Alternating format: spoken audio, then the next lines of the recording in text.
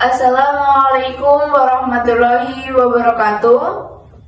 Hello everyone, good morning. My name is Susiana Syafitri. I'm from Manji class. Here I will tell a story about the legend of Batu Raden and I hope you enjoy. Batu Raden. In an area there is a resident named Suta, who is a servant in a kingdom in central Java. He was in charge of quartering the king's horses. Suta likes to walk around after doing his job. One day, when Suta was walking by the lake, he heard a woman screaming. Suta immediately looked for the source of the scream. Finally, he arrived near a big tree. There he saw the princess who was screaming in fear.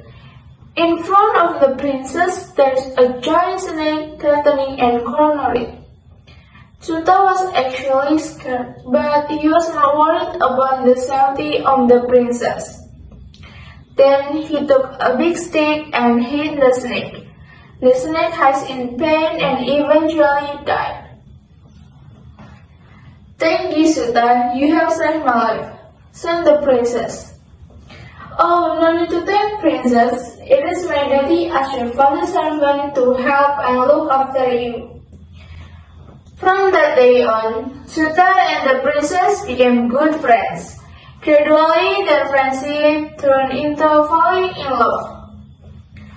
One day, the princess wants Suta to go to her father and ask permission to marry her. The king was very angry to hear about their plan. "Suta is a servant while you are my daughter, the princess. It is acceptable for you to marry a servant," said the king firmly.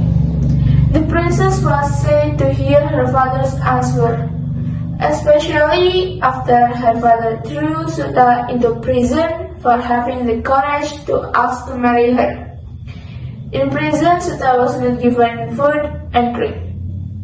Hearing that, the princess made a plan to help Suta escape from prison. They managed to get out.